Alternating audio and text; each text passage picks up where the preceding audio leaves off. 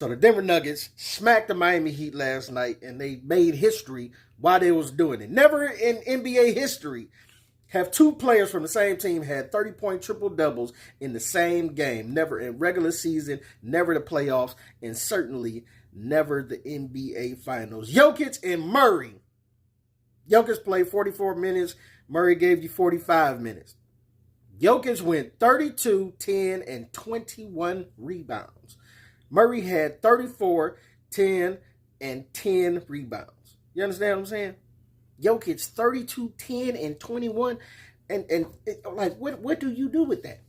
What do you do with that? And then here come Aaron Gordon with 11, 5, and 10. Brian gave you 15, 1, and 4. You can't compete with that. It was kind of close by the second half.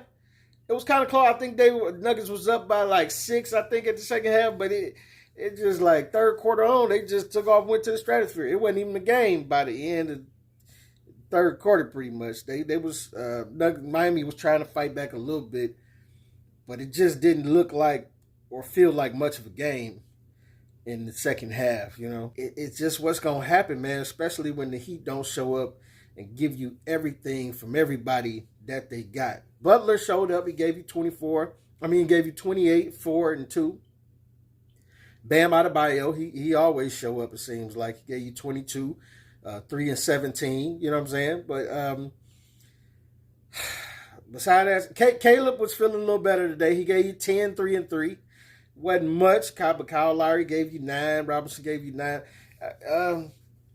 You definitely need more from Kyle Lowry. I don't know what's going on with Kyle Lowry. It just seems like, I guess he take more of a backseat since he's been on the Miami Heat, but he's not the guy that we remember that put up 20-something points. And I still, in my mind, I'll be thinking that's him. Like, that's still him, and he going to show up and give you 20 or 25 on some of these games, and it's just not true. He's taking a more cohesive role, and I'll be expecting more from Kyle Lowry, and I think they should expect more from Kyle Lowry.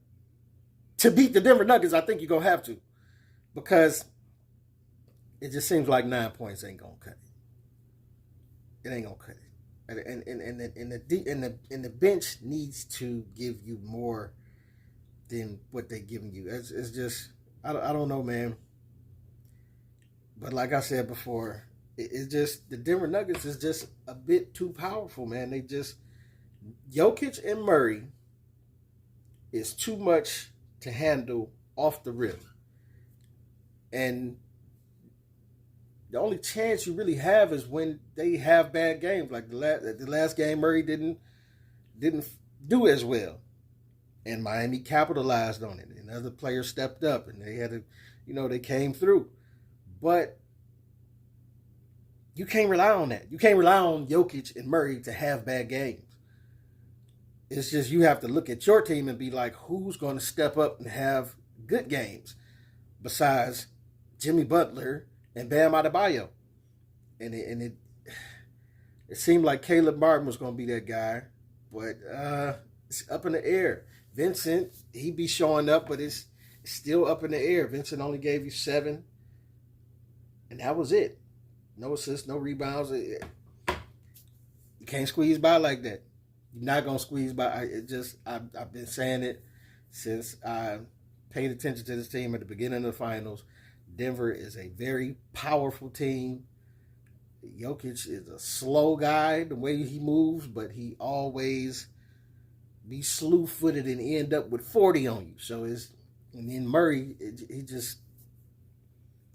he don't seem like he know nothing about no missing or nothing. So most of the time they just own, and when they this powerful, if you don't show up, if everybody on your team don't show up ready to step up to the next level, they're gonna send you home. And it's looking like they prepared to send Miami home. Miami the underdogs. We love to see an underdog fight back. We love to.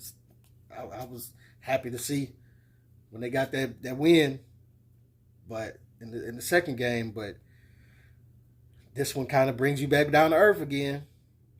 And they did, I don't know. This one bring you back down to earth again and show you again who they are. But they lost the second game, so they can be beat. They can definitely be beat. If Miami had showed up and played like they were supposed to play in the first game, I think they lost by 11, and they subperformed in that game. They could have been beat in that game, but other than that, man, I don't know what to tell you, Heat. Y'all gonna have to pick it up, baby, because it ain't looking good.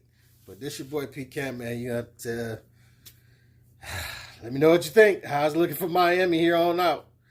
They could fight back, could even it out. Like I say, I hope it goes 6 to 7 games just so it's entertaining for us to watch. But you don't always get what you want. So, but this is boy Pete Camp. Tell me what you think, what you don't think. Get at your boy.